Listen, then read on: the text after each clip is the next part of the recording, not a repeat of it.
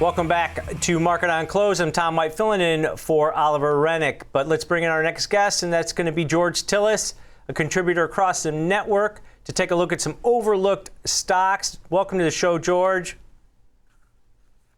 Good to be back with you, Tom. How you doing today? I'm doing okay. Markets are closed. Nice little rebound rally, but we're looking at some overlooked stocks that had some good days today. SailPoint Technologies, ticker symbol SAIL, up over 3% today. This is all about maybe enterprise governance and enterprise basically security.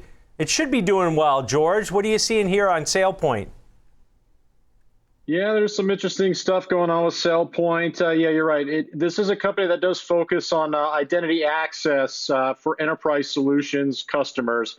It's in the realm, of course, of cybersecurity, but they do focus on that identity management. What that does is it gives users like access provisions and security protocols, which again are customizable. So you can of course identify based on workflows and of course assign identity and access codes to specific individual users. It's a little bit different than the CyberArks or the Palo Altos of the world. Those companies do have identity solutions, enterprise software within their cybersecurity, but SailPoint focuses more on the identity governance side of the cybersecurity area. So today the stock was higher. I think it's part and parcel of the market, of course. Wells Fargo did, of course, upgrade the stock. They've got an overweight with a price target of $64. But I think what's happening here is that the analysts are now starting to recognize some of the laggard companies. And SailPoint has lagged some of their respective peers. And this includes companies like Fortinet,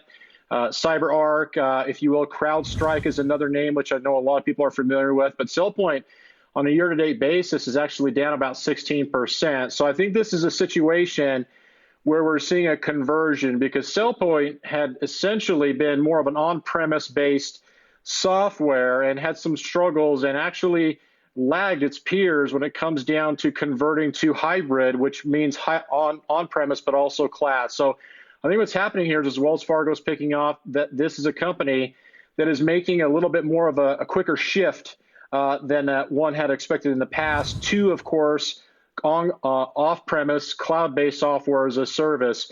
And just to give you an idea of how it works, but what you want to do is when this transition occurs, you actually see top-line sales, which are relatively low. In this case, it was about 11% on a year-over-year basis reported last quarter.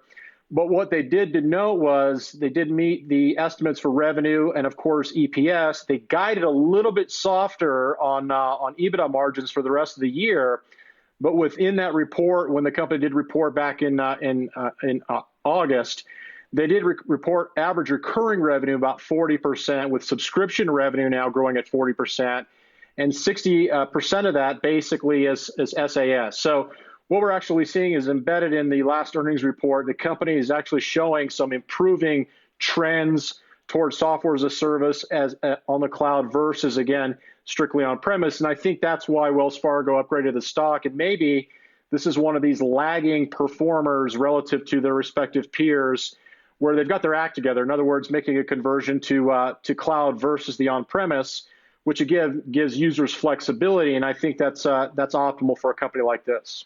Yeah, George, and if you look at SailPoint and you bring up that point over the cloud versus in person, and as companies reopen and get back to the offices, and maybe you're using your stuff at home, your technology at home, but then also using it in the office, is this a way for them to continue to expand their product offering and increase or grow their footprint in this particular space? It does, absolutely. And that's the thing. Flexibility is key, whether it's on-premise, off-premise, which again is the cloud hybrid, but also mobile, mobile phones and such.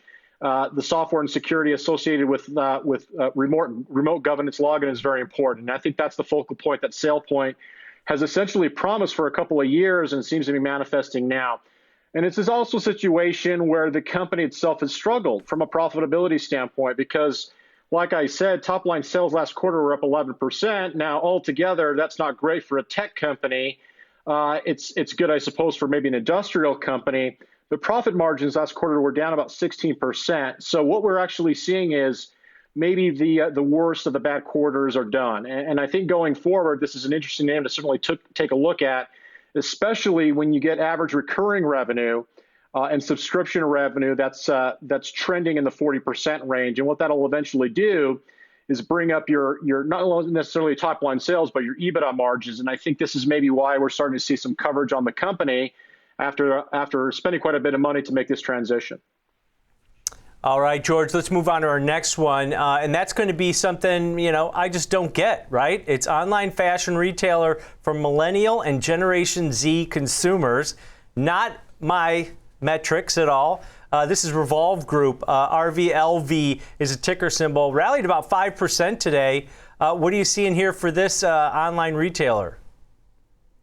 Yeah, I was going to say, you took the words out of my mouth, Tom. I don't get this kind of retail either, but interesting enough, it is an internet retail company, Revolve Group. They focus on millennials and Gen Z customers. This is where the trends are. This is where the spending habits are. So this is a company that basically focuses on more casual brands, but also they've got a division called Forward, which is a little bit more on the premium side. And it's important to have flexibility, meaning that they're selling a lot of volume on lower price point products, but also premium and luxury brands. I went to their website because I had to figure out what they sell, and they sell about 1,000 different brands. They have a lot of eclectic and niche brands I've never heard of, but they also sell brands that are national brands and actually global brands like Nike and Levi's. So they seem to be well encompassed in terms of the products they offer. Now today, Wedbush did upgrade the stock. They've got a $72 price target on the name, and I think they're actually looking at not necessarily the consumer spending habits and social trends in fashion.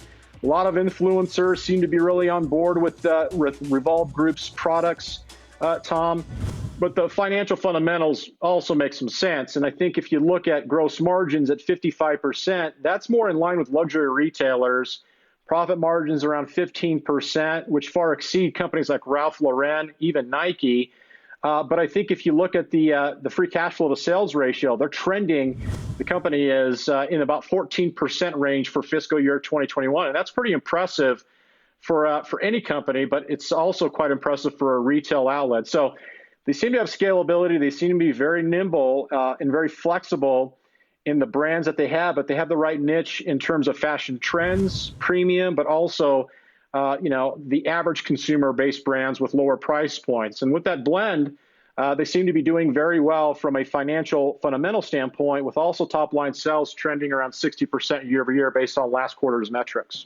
So, George, I see that they've got over 500 third-party brands, but are they scooping up a lot of these brands that were maybe downtrodden in the market or maybe gone bankrupt, where they can scoop them up at a cheap level and then kind of rebrand them within this, the social media landscape and the influencer landscape, where they can raise profit margins just because of the fact that they're really not based in stores, right? It's just all e-commerce. Right. That's exactly right, and that's where you get this margin profile that's relatively robust. I mean, you're talking net profits around 15%, and as I mentioned, when you've got third-party brands, 500 but 1,000 plus different brands, which include very very specific niche brands. And niche brands themselves don't have a platform and the marketing budgets to sell in big scale or large volumes. And so they hook up with companies like Revolve Group, which aggregate all these smaller niche brands for distribution and sales. And of course, Revolve Group gets a commission or a cut of the sales. So I think what's happening is there's a lot of different niche brands out there that need a platform, but also they need social media trends. And I think Revolve Group has done an exceptional job based on their metrics to do so. But there's a lot on their website. For those who are interested, you have to check it out. I'm not a Gen Z or a millennial, so it's too fashionable for me. I'm old school. But at the end of the day, I think if you look at what's happening, events, they focus on style events, concerts, weddings, things like that. And I think people want to spend a little money to dress up now because of, being at home. And I think social events are areas where people are willing to spend a little money to look good. And I think Revolve Group is pretty much locked into these trends. And these trends in retail can last for quite some time before they fade out. Yeah, I like those profit margins on that one. No wonder the stock's done really well so far this year. But we got another stock to cover here, George. Herc Holdings, HRI is a ticker symbol. Yeah. It was down on the day, but it hit another all-time high throughout the session, up over 150%, I believe, this year.